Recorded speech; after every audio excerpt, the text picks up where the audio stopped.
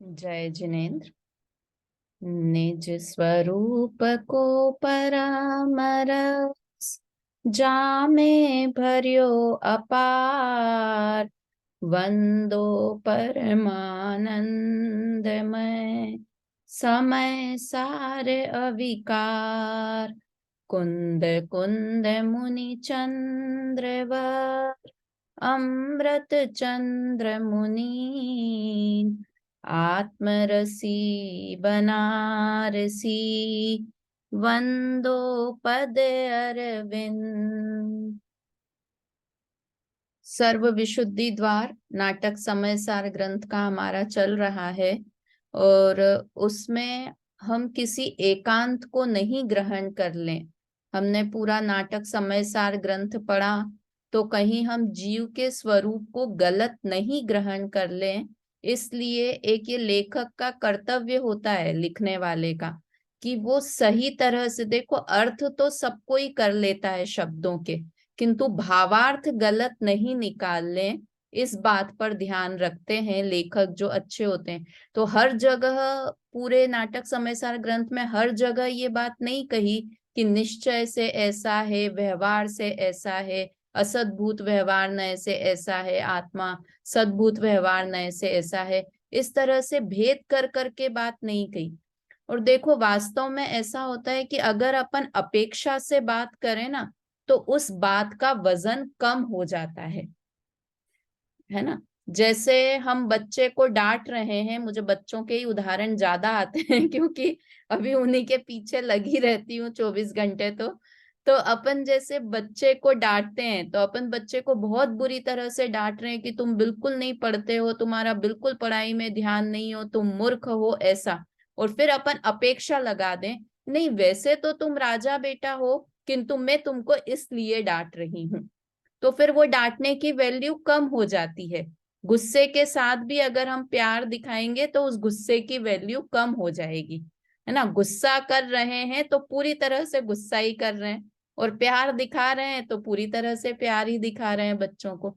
तो वैसे ही अगर यहाँ पर आचार्य या बनारसी दास जी ऐसा कहें कि हम शुद्ध हैं, कर्म ने आज तक मुझे छुआ भी नहीं है, हम भाव कर्म के कर्ता बिल्कुल भी नहीं है, मोह राग द्वेष हमारे हैं ही नहीं, ये तो जड़ है। और फिर ये लगा दें कि ऐसा हम निश्चय नय से कह रहे हैं, वास्तव में तो तुम भाव कर्म को करने वाले हो, मोह राग द्वेष तुम ही करते हो, ऐसा बोलेंगे। तो हम तुरंत, हमें पहली बात की वैल्यू हमारी निगाह में कम हो जाएगी, है ना। इसलिए जब जो बात कहते हैं वो पूरी तरह से कि आत्मा अकर्ता है भाव कर्मों का, तो पूरी तरह से अकर्ता ही है, ऐसा सुनने के समय मानो। किंतु गौण रूप से अंदर में ये विचार होना चाहिए कि हाँ, भाव कर्म का कर्ता भी आत्मा है। अगर मैं मोहराग द्वेष नहीं करता हूं तो फिर मैं मोहराग द्वेष को हटाने का पुरुषार्थ भी क्यों करूं। अगर मेरे हैं ही नहीं मोहराग द्वेष तो मैं इनके बीच ही रहूं, शुद्ध रहूं, मस्त रहूं। मैं मोहराग द्वेष को हटाने की भी क्यों कोशिश करूं, है ना। इसलिए बोलने में भले कैसे बोलें, किंतु गौण रूप से हमारे मन में ऐसा विचार रहना चाहिए।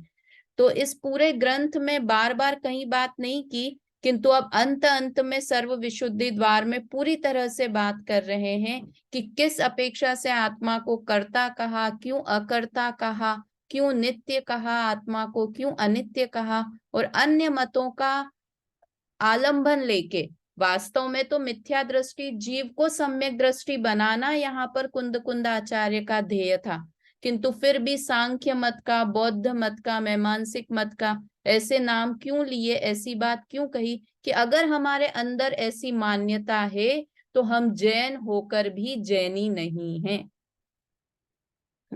देखो दो तरह से गलत मान्यताएं हो सकती है, एक जीव पदार्थ के बारे में और एक भगवान के बारे में।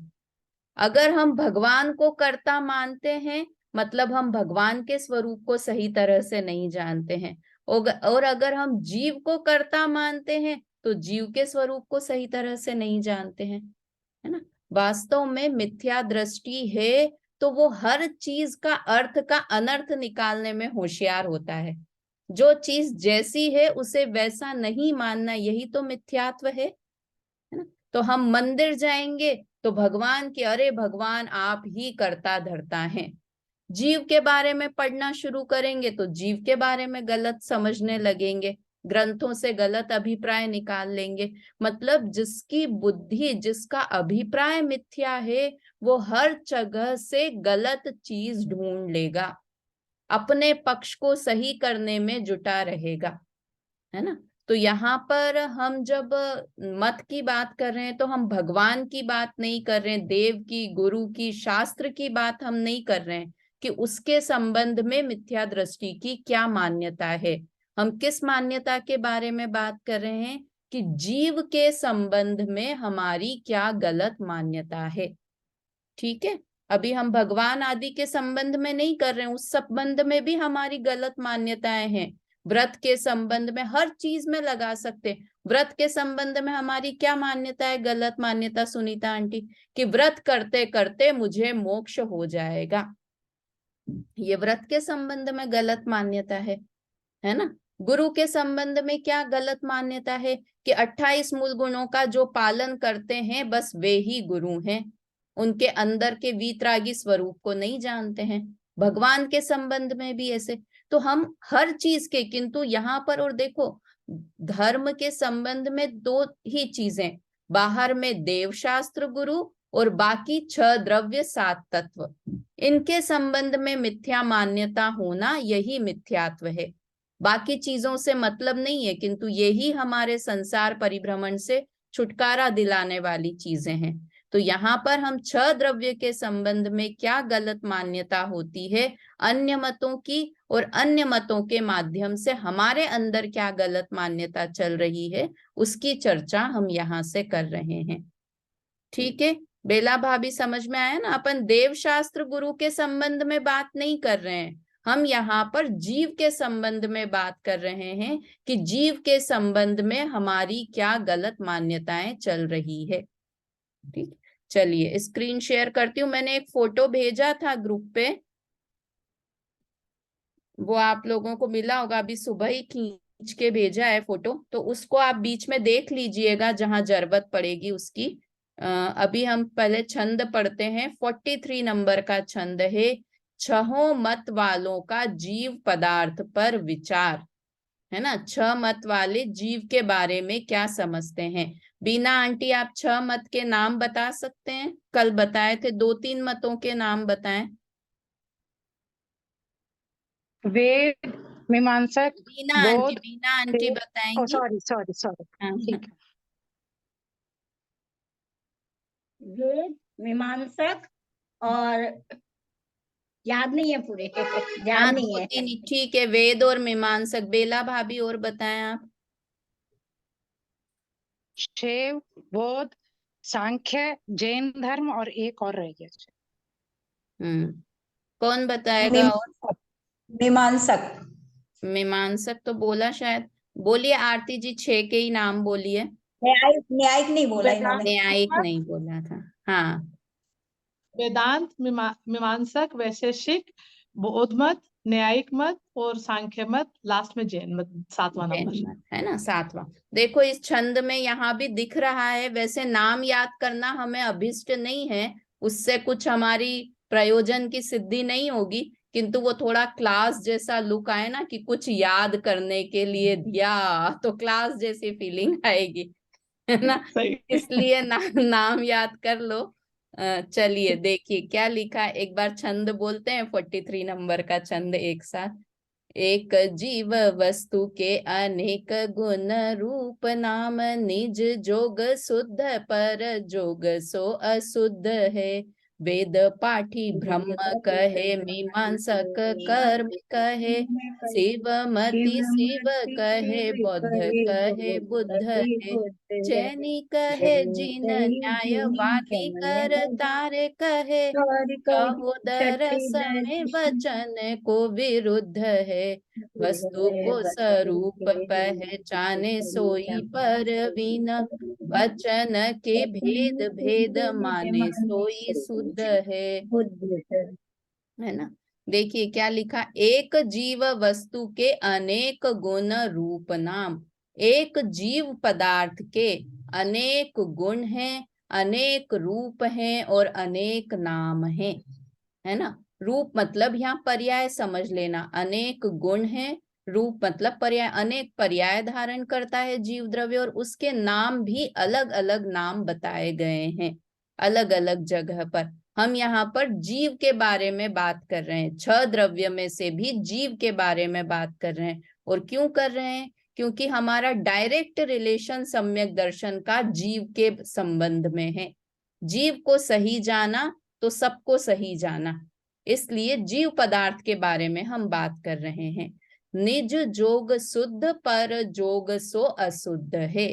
अगर वो निज रूप में रहता है, पर का संग नहीं करता है, निज स्वरूप में रहता है, तो वो शुद्ध है। और जैसे ही पर का संयोग करता है, जोग मतलब संयोग समझो, पर का संयोग करता है तो वो अशुद्ध हो जाता है। वास्तव में ये सिर्फ जीव पदार्थ के बारे में ही बात नहीं है। कोई भी पदार्थ एकम खलो शुद्धो, एक रहता है तो वो शुद्ध रहता है, और जब 2 हो जाते हैं तो वो अशुद्ध हो जाते हैं। कैसे शुद्ध रहते हैं? घी एकदम शुद्ध है, उस घी में हमने 1 बूंद तेल का डाल दिया तो वो घी क्या हो गया? अशुद्ध हो गया। सोले वाले बहुत अच्छे से समझते हैं इस बात को, जो सोले का भोजन करते हैं ना, कि पूरा शुद्ध है, अरे कुछ नहीं, वो तो बस थोड़े से उस पानी से धो दिया था, उस पानी से धो दिया तो वो अशुद्ध हो गया। गंदे कपड़े टच भी हो गए तो वो अशुद्ध हो गया। पूरा एक बाल का दाना भी गिर गया, एक बाल गिर गया तो पूरा का पूरा भोजन अशुद्ध हो गया, है ना। देखो, पानी अकेला शुद्ध है, और पानी तो बहुत सस्ता, पानी के अंदर 1 बूंद घी की डाल दी, पूरे शुद्ध देशी घी की, बिलोना वाले गाय के घी की 1 बूंद डाल दी, जो कि इतना महंगा पानी, 20 रुपए की बोतल और वो 20 रुपए का 1 बूंद। तो उस पूरे पानी की ग्लास में 1 बूंद घी डाल दिया। अब वो पानी शुद्ध बचा या अशुद्ध हो गया? अशुद्ध हो गया वो पानी। बच्चे ही नहीं पिएंगे कि मम्मी ये पानी गंदा है, ये नहीं पी सकते, अरे इसमें तो घी डला है, ये तो और शुद्ध हो गया, और ज्यादा प्योर हो गया है पानी। तो क्या कहेंगे? पर का संयोग किया इसलिए अशुद्ध हो गया। तो जो भी वस्तु अकेली रहती है, अपने संयोग से, निज जोग से रहती है, अपने संयोग से रहती है, वो शुद्ध है, और पर का संयोग करते ही वस्तु अशुद्ध हो जाती है। तो जीव वस्तु ऐसी ही है कि अगर हम पर का संयोग करते हैं तो अशुद्ध हो जाते हैं, और स्व के संयोग से शुद्ध रहते हैं। अब यहाँ से अन्य मतों की बात शुरू होती है। यहाँ नाम भेद बताए थे ना, कि वस्तु के गुण, रूप और नाम अलग अलग हैं, तो यहाँ पर नाम संबंधी बात कह रहे हैं। पहला दर्शन वेद। वेद मत वाले मानते हैं आत्मा को ब्रह्म कहते हैं। ये उसमें आपके फोटो में भी भेजा है, और आप अलग से लिख भी लें। वेद वाले आत्मा को क्या बोलते हैं? ब्रह्म कहते हैं। मीमांसक मत वाले आत्मा को कर्म कहते हैं। शिव मत वाले शिव कहते हैं, और बौद्ध मत वाले बुद्ध कहते हैं। इनके नाम भी उसी हिसाब से ही पड़े हुए हैं। जैनी आत्मा को जिन कहते हैं, और न्यायिक आत्मा को कर्ता कहते हैं, है ना। तो न्यायिक भी कर्ता कहते हैं, इसलिए यहाँ पर सांख्य की अलग से नहीं मानी। अपन ने सांख्य मत भी पढ़ा था ना, वो भी कर्ता ही कहते हैं, इसलिए सांख्य मत का यहाँ से अलग से नहीं बताया। ठीक है, ये हो गए 6 मत के बारे में। 6 नाम कौन कौन से हो गए? वेदांत वाले आत्मा को ब्रह्म कहते हैं, मीमांसक कर्म कहते हैं, शैव मत वाले जिन्हें वैशेषिक भी बोलते हैं, शैव का ही दूसरा नाम वैशेषिक है, वैशेषिक मत वाले शिव कहते हैं, बौद्ध मत वाले बुद्ध कहते हैं, न्यायिक मत वाले कर्ता कहते हैं, और सांख्य मत वाले एक और है कि परमात्मा कहते हैं। सांख्य मत का अलग से भी लिख रखा है, मैंने कहीं और से पढ़ के लिखा होगा उस समय जब चार्ट बनाया था। तो सांख्य मत वाले परमात्मा कहते हैं, और जैन मत वाले जिन कहते हैं। ठीक है, इस तरह से ये 7 मत वाले जीव को अलग अलग नाम से बोलते हैं। अब जब मैं ये पढ़ रही थी तो मुझे ऐसा लगा कि ये जीव के बारे में भी है और ये भगवान को किस नाम से बोलते हैं उस बारे में भी है ना। क्योंकि देखो कभी भी अपन ने बोला ब्रह्मा, सब ब्रह्म के ही अंश हैं, सब ब्रह्मा ही है ना, ब्रह्म के अंश हैं यानी ईश्वर के अंश हैं। शिव, शिव भी भगवान का नाम हमने सुन रखा है, शिवमति शिव कहे, तो शिव भी भगवान को भी कहते हैं और आत्मा को भी कहते हैं। और जिन हम किसे कहते हैं, जिन की तो परिभाषा पढ़ते हैं ना, जैन मति जिन कहे, तो जिन किसको कहते हैं, हम भगवान को कहते हैं। जिन कहते हैं जिसने मोह राग द्वेष रूपी शत्रुओं को नाश किया है वो ही जिन है, और जिन का भक्त वो जैन है, ऐसा पढ़ा है ना अपन ने भागों में पहले। तो जिन भी भगवान को भी कहते हैं और आत्मा को भी कहते हैं। और बुद्ध, बुद्ध भगवान बोलते हैं ना, तो बौद्ध वाले भगवान को भी बुद्ध बोलते हैं और आत्मा को भी बुद्ध बोलते हैं। ठीक है, इस तरह से ये 6 मत वाले 6 अलग अलग चीजें मानते हैं। यहाँ पर तो सिर्फ नाम बताए, अगले 44 नंबर के छंद में वो आत्मा को इस संबंध में ब्रह्म मानकर क्या मानते हैं उसकी चर्चा है अगले छंद में, है ना। छहो दरस में वचन को विरुद्ध है, जैनी कहे जिन न्यायवादी करतार कहे, छहो दरस में वचन को विरुद्ध है। 6 ही दर्शनों में 6 ही मतों में वचन का विरोध है। एक आत्मा को ही अलग अलग नाम से बोलते हैं। नाम अलग होने से कोई फर्क नहीं पड़ता, है ना। हम आत्मा को बुद्ध बोलें, आत्मा को ब्रह्म बोलें, आत्मा को जिन बोलें, आत्मा को शिव बोलें, उससे कोई फर्क नहीं पड़ता। किंतु उसके एक पक्ष को ग्रहण करके आत्मा को पूरा का पूरा वैसा ही मान लेना, उसमें विरुद्ध हो जाता है। देखो, वस्तु को स्वरूप पहचाने सोई परवीन, वचन के भेद भेद माने सोई शुद्ध है। तो वस्तु के स्वरूप को पहचानता है, मतलब वस्तु को पूरी तरह से जो समझता है, वस्तु को सर्वांग जो समझता है, वह जीव तो परवीन है, प्रवीण है। परवीन मतलब प्रवीण है, होशियार है, समझदार है। और जो वचन के भेद से वस्तु में ही भेद मानने लगता है, सो ही शुद्ध है।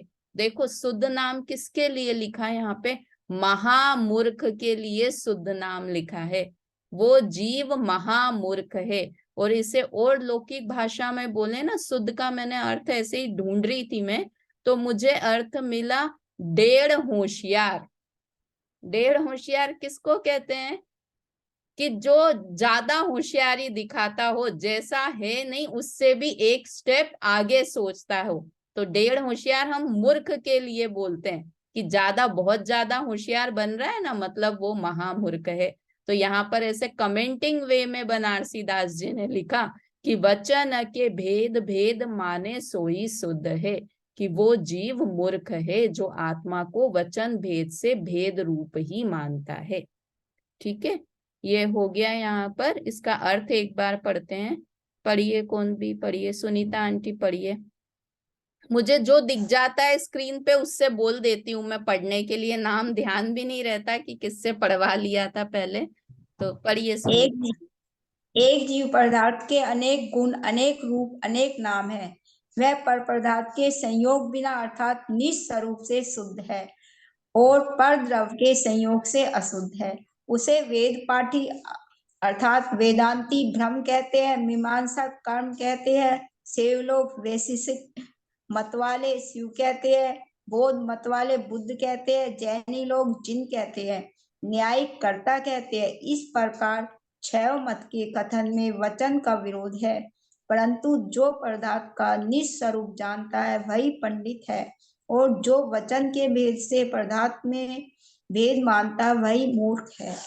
हाँ, मतलब वचन के भेद से कि पदार्थ में ही, कि वचन से सुना कि आत्मा करता है तो सिर्फ करता ही मानने लगा, आत्मा अकर्ता है तो सिर्फ अकर्ता ही मानने लगा, है ना। इसलिए वचन के भेद से पदार्थ में ही भेद करने लगता है, वह व्यक्ति मूर्ख है। ठीक है, अब आगे और एक और छंद है कि ये अन्य मत वाले क्या मानते हैं और जैन मत क्या मानता है और जैन मत क्यों सही है, उसकी बात यहाँ आगे के छंद में कर रहे हैं। बोलते हैं एक बार, 5 मत वाले एकांती और जैनी शादवादी हैं। वेद पाठी ब्रह्म मानी निश्चय स्वरूप गहे, मीमांसक कर्म मानी उदय में रहत है।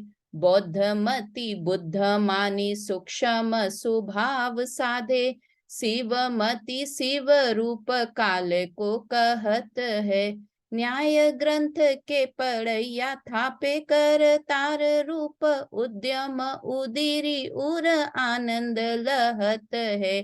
पांचों दर्शनी तोते पोषो एक एक अंग, जैनी जीन पंथी सर्वंगी ने गहत है ना। सर्वंग सर्व नयों को ग्रहण करता है, वो जैन मत है। देखिए क्या क्या अलग अलग मत के बारे में कहा है। वेद पाठी ब्रह्म मानी निश्चय स्वरूप गहे, कि वेदांती जीव आत्मा को ब्रह्म मानकर निश्चय स्वरूप को ही ग्रहण करते हैं। वस्तु निश्चय व्यवहार दोनों से समझ में आना चाहिए, द्रव्य पर्याय दोनों से, किंतु ब्रह्म क्या मानते हैं, एक निश्चय स्वरूप को ही ग्रहण करते हैं। वो क्या मान रहे थे, ब्रह्म आत्मा को एक मानते हैं, है ना। एक ही है आत्मा, उसमें पर्याय है ही नहीं, वो द्रव्य रूप से एक ही ग्रहण करते हैं। तो अगर आप वो बना रहे हैं, मैंने उसमें लिख के भी भेजा है, तो पहले लिखिए वेदांत। वेदांत वाले आत्मा को ब्रह्म कहते हैं, और ब्रह्म कहते हैं और मानते कैसे हैं, कि एक ही आत्मा को मानते हैं। द्रव्य रूप ही आत्मा को ग्रहण करते हैं, पर्याय रूप आत्मा को ग्रहण ही नहीं करते हैं, है ना। ठीक है। दूसरा, मीमांसक कर्म मानी उदय में रहत है। मीमांसक कर्म मानकर, आत्मा को मीमांसक क्या बोल रहे थे, कर्म नाम बोल रहे थे आत्मा का, तो वो कर्म मानकर उदय में ही मग्न रहते हैं। वो सिर्फ पर्याय रूप को ही ग्रहण करते हैं, कि जो अनेक रूप दिखता है वो ही आत्मा है। समझ में आ रहा है ज्योति जी, समझ में, कि वेद वाले सिर्फ एक द्रव्य रूप को ही ग्रहण करते हैं, और मीमांसक वाले सिर्फ आत्मा के पर्याय रूप को ही ग्रहण करते हैं, है ना। द्रव्य रूप को ग्रहण करते हैं, इसलिए वेद वाले आत्मा को एक मानते हैं।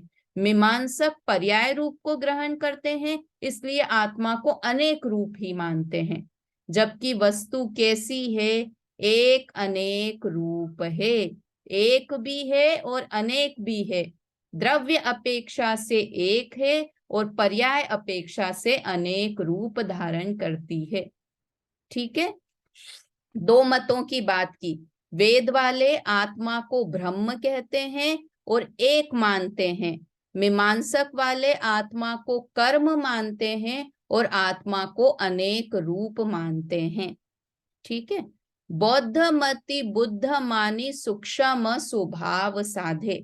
बौद्ध वाले कैसे मानते हैं, आत्मा को बुद्ध कहते हैं। नाम क्या बोला था, बुद्ध। वो आत्मा को बुद्ध मानते हैं। और सूक्ष्म स्वभाव साधे, मतलब वो आत्मा को अनित्य ही मानते हैं, है ना। वहां पर एक अनेक की चर्चा आई थी, यहाँ पर नित्य अनित्य वाली चर्चा करते हैं। तो वो आत्मा को अनित्य ही मानते हैं, क्षण क्षण में नष्ट हो रही है। अभी पिछले छंदों में हमने पढ़ा था ना, कि बौद्ध कैसा मानते हैं, अभी आत्मा है, अगले अगले क्षण में दूसरी आत्मा आ जाएगी, तीसरे समय में तीसरी आत्मा, चौथे समय में। तो वो आत्मा को अनित्य ही मानते हैं, सूक्ष्म स्वभाव को ग्रहण करते हैं का मतलब। शिव मति शिव रूप काल को कहत है। शिव वाले कैसे मानते हैं, आत्मा को शिव मानते हैं और काल को कहत है, मतलब आत्मा को नित्य ही मानते हैं। बौद्ध वाले आत्मा को अनित्य ही मानते हैं और शैवमती आत्मा को नित्य ही मानते हैं। जबकि वस्तु कैसी है, नित्य अनित्य रूप है ना। वही जयचंद जी छाबड़ा की लाइन याद करें, द्रव्य रूप करी सर्वथिर, पर जय थिर है कौन।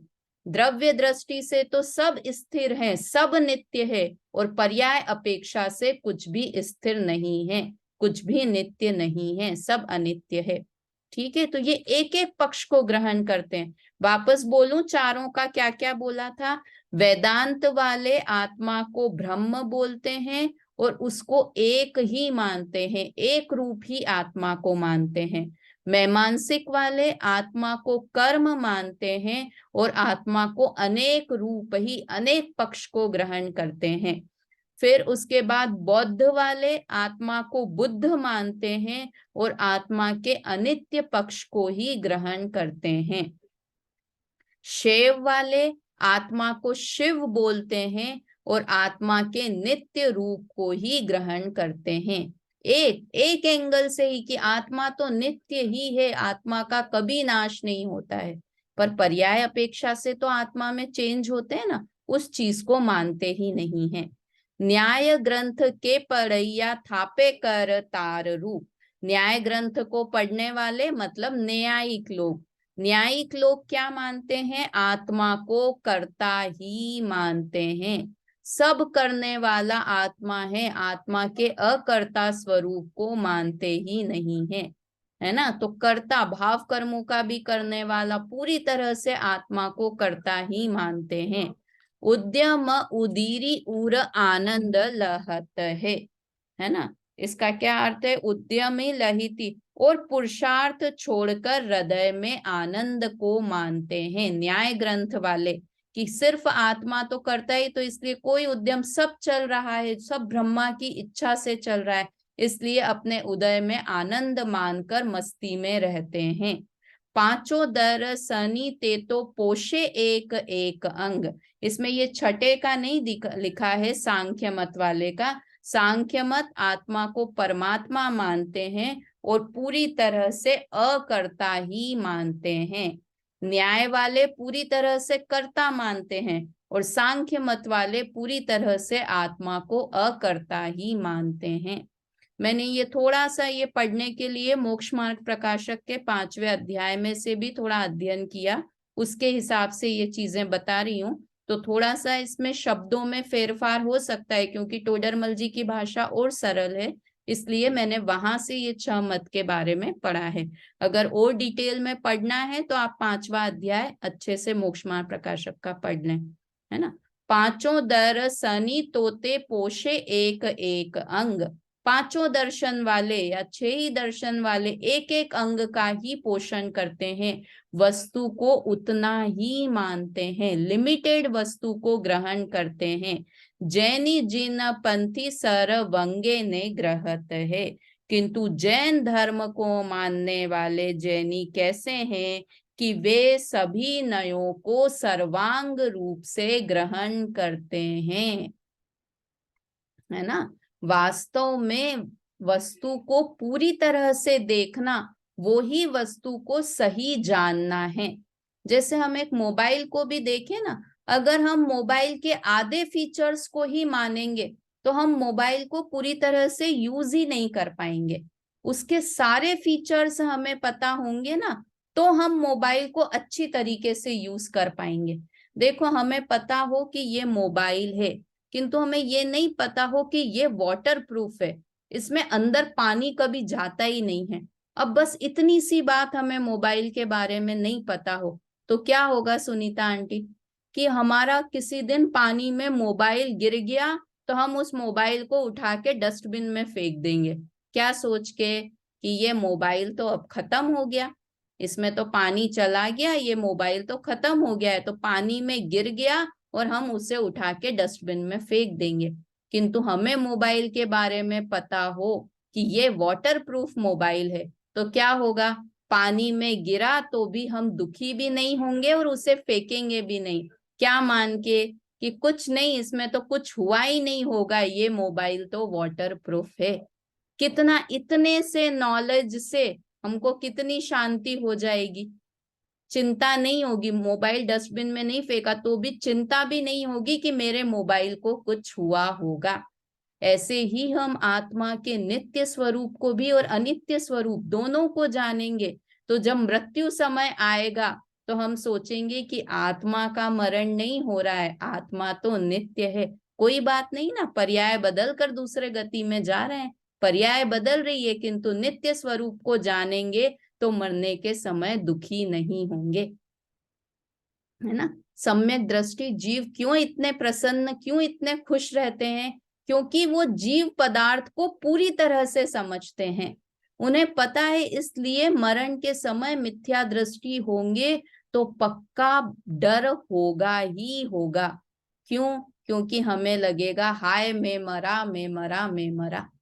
और सम्यक दृष्टि होगा तो उसे समाधि लेनी नहीं पड़ेगी, उसका मरण समाधि मरण हो जाएगा अपने आप, है ना।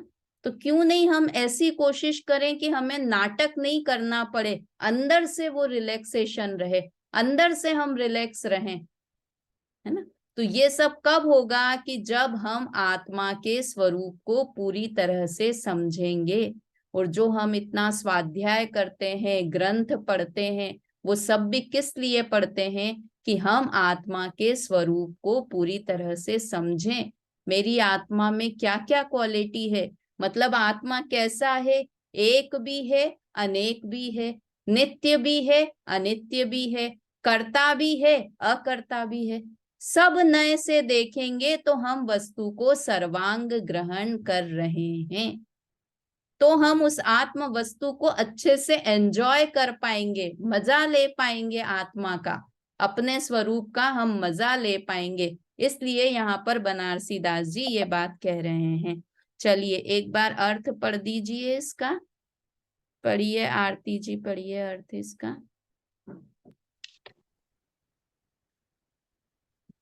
वेदांती जीव को निश्चय नय की दृष्टि से देखकर उसे सर्वथा ब्रह्मा कहता है। मीमांसक जीव के कर्म उदय की तरफ दृष्टि देकर उसे कर्म कहता है। बोधमती जीवों को बुद्ध मानता है और उसका क्षण भंगुर सूक्ष्म स्वभाव सिद्ध करता है। शेर जीव को शिव मानता है और शिव को काल रूप कहता है। न्यायिक जीव को क्रिया का कर्ता देखकर आनंदित होता है और उसे कर्ता मानता है। इस प्रकार पांचों मत वाले जीव के एक एक धर्म की पुष्टि करते हैं, परंतु जैन मत के अनुयायी जैनी लोग सर्वनय का विषयभूत आत्मा जानते हैं।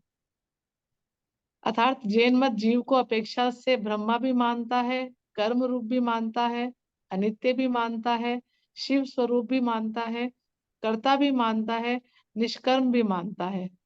पर एकांत रूप से नहीं, जैन मत के सिवाय सभी मत वाले सर्वथा एक पक्ष के पक्षपाती होने से उन्हें स्वरूप की समझ नहीं है। हाँ, वो गलत क्यों है, अन्य मत गलत क्यों है और जैन धर्म सही क्यों है बीना आंटी? क्योंकि अन्य मत वाले एक पक्ष को ग्रहण करते हैं और जैन मत वाले सर्व पक्ष को ग्रहण करते हैं, इसलिए जैन मत सही है, वस्तु के सही स्वरूप को जानते हैं। देखो यहाँ लिखा ना, शिव स्वरूप सिर्फ कर्ता ही मानते हैं शिव वाले, और ये निष्कर्म अनित्य मानते हैं। देखो निष्कर्म मानते हैं मतलब अकर्ता भी मानते हैं, जैन वाले कर्ता भी मानते हैं और अकर्ता, निष्कर्म मानना मतलब अकर्ता मानना, अकर्ता भी मानते हैं। इस तरह से यहाँ पर ये एक तरह का प्रकरण खत्म हुआ। वापस से एक छंद और है, देखते हैं, अगर कोशिश करते हैं ये पूरा हो गया तो इसमें और मत की बातें, फिर इसके आगे से नया प्रकरण शुरू हो जाएगा। इसलिए कोशिश करते हैं कि ये वाला भी प्रकरण हो जाए, फिर एक शादवाद का कथन होके ये प्रकरण खत्म होगा। पांचों मतों के एक एक अंग का जैन मत समर्थक है। निश्चय अभेद अंग उदय गुण की तरंग, उद्यम की रीति लय उद्धता सकती है। पर जाई रूप को प्रवान सूक्ष्म स्वभाव, काल की सी ढाल परिणाम चक्र गति है। या ही भांति आत्म दरब के अनेक अंग, एक माने एक को न माने सो कुमति है। टेक डारी एक में अनेक खोजे सो सुबुद्ध, खोजी जीवे वादी मरे साची कहवती है। करें कि नहीं इसको स्टार्ट, कि पहले जो आज पढ़ा है उसको एक बार रिवीजन कर लो, ये कल पढ़ लेंगे। 45 और 46 नंबर का कल करेंगे। एक बार मैं प्रश्न पूछ लेती हूँ जो अपन ने पढ़ा, उसको रिवीजन कर लेते हैं। तो ये 45 46 नंबर 2 छंद कल करेंगे तो ये प्रकरण पूरा हो जाएगा, है ना। पहला है वेदांत मत। एक एक से पूछती हूँ। सुनीता आंटी आप बताइए, वेदांत मत वाले जीव को क्या बोलते हैं? निश्चयवादी बोलते हैं अपने नहीं, आप को। उसका जीव का नाम क्या बोलते हैं वेदांत वाले? वेदांत वाले मतलब ब्रह्म, ब्रह्म, आत्मा को ब्रह्म बोलते एक हैं। बोलते हैं। आत्मा को ब्रह्म बोलते हैं। और उनकी गलत मान्यता क्या है? कि वो कि वो आत्मा को एक ही मानते हैं, है ना। अनेक रूप आत्मा को मानते ही नहीं है ना सब। देखो जैन धर्म कैसा है कि जैन दर्शन भी कहता है कि सभी आत्माएं एक हैं। हम क्या बोलते हैं? एक सी हैं। और वो क्या मानते हैं? एक ही है। बीना आंटी, ज्योति आंटी, समझ में आ रहा है? ज्योति भाभी, एक सी हाँ, है और एक ही है, दोनों में ही क्या है। अंतर है? बेला भाभी, एक सी है मतलब सब आत्माएं हैं तो अलग अलग, किंतु दिखती एक सी हैं। सब में हाँ, अलग क्वालिटी अलग है एक पर सी है, एक से क्वालिटी सारे गुण एक और सब जैसी है। कुछ एक है हाँ, उनके। लक्षण सेम है ना। तो हम क्या लक्षण मानते से हैं? एक सी है। और वो क्या मानते हैं? एक ही है। एक ही है। हाँ, वो मानते हैं ब्रह्म, जो वेदांत वाले होते हैं कि वो एक ही, कि सारे ब्रह्मा के ही अंश हैं। एक ब्रह्मा नाम की चादर पूरे तीनों लोक में फैली हुई है। और मैं भी ब्रह्मा की अंश, सुनीता आंटी भी ब्रह्मा की अंश, सब लोग ब्रह्मा के, चोर भी ब्रह्मा का अंश है, सब हम ब्रह्मा के अंश ही हैं। तो क्या कहते हैं जैनी की एक नहीं है, एक से है। चोर की भी आत्मा में ज्ञान दर्शन है, मेरी आत्मा में भी ज्ञान दर्शन है, और भगवान की आत्मा में भी ज्ञान दर्शन है। इसलिए हम एक से तो हैं, एक नहीं है। ठीक है, ये ब्रह्म वेदांत वाले। मीमांसक वाले क्या मानते हैं आरती जी? आत्मा को कर्म रूप मानते हैं और उनकी और मान्यता क्या अनेक है रूप जी? अनेक अनेक। रूप मानते हैं। हाँ, अनेक रूप जीव मानते को अनेक रूप मानते हैं, कि जो ये पर्याय पलटती रहती है ना, ये ही बस जीव है, बाकी और कोई जीव है ही नहीं। तो वो भी एकांत पक्ष को ग्रहण करते हैं। बीना आंटी, शैव मत वाले आत्मा को क्या बोलते हैं? शैव मत का एक और नाम क्या है? शिव मानते हैं। हाँ, वो शिव। आत्मा को शिव मानते हैं और वो उसके नित्य रूप को ही मानते हैं। Very good, very good. आत्मा को शिव मानते हैं और वे आत्मा को नित्य ही मानते हैं। पर्याय भी नहीं बदलती है, हमेशा कूटस्थ मानते हैं, नित्य मानते हैं। और शैव का एक और नाम है वैशेषिक मत। शैव को वैशेषिक मत भी बोलते हैं। बेला भाभी, बौद्ध मत वाले कैसे मानते हैं? क्या बोलते हैं बौद्ध आत्मा को? वाले आत्मा को बुद्ध कहते हैं और अनित्य मानते हैं। हाँ, वेरी गुड। जी। आत्मा को बुद्ध कहते हैं और अनित्य मानते हैं, क्षण भंगुर। बौद्ध का तो सीधा साधा है, क्षण भंगुर। आप तो बने हो, खुद बौद्ध गुरु बने हो बेला भाभी, तो बहुत अच्छे से पता है कि बौद्ध क्या मानते हैं, कि क्षण भंगुर ही मानते हैं, आत्मा को अनित्य ही मानते हैं। और जैन धर्म क्या मानता है? कि पर्याय तो अनित्य है किंतु द्रव्य नित्य है। ठीक है। ज्योति जी आप बताइए, न्यायिक मत वाले आत्मा को क्या मानते हैं और क्या बोलते हैं आत्मा को? न्यायिक जीव उसे कर्ता मानते हैं। हाँ, बोलते भी करता है हाँ, आत्मा को, और आत्मा को मानते कर्ता भी ही करता है। मानते हैं। किंतु वास्तव में जीव सद्भूत उपचरित व्यवहार नय से तो भाव कर्म का करता है। यहाँ पे भाव कर्म के संबंध में समझना, कि सद्भूत व्यवहार नय से तो आत्मा भाव कर्मों का करता है, किंतु निश्चय नय से देखेंगे, शुद्ध निश्चय नय से, तो आत्मा भाव कर्मों का करता नहीं है। तो इस तरह से ये 6 ही मत वाले अलग अलग मानते हैं, किंतु सही स्वरूप जैन मत वाले ही मानते हैं। ठीक है, अभी की क्लास हुई।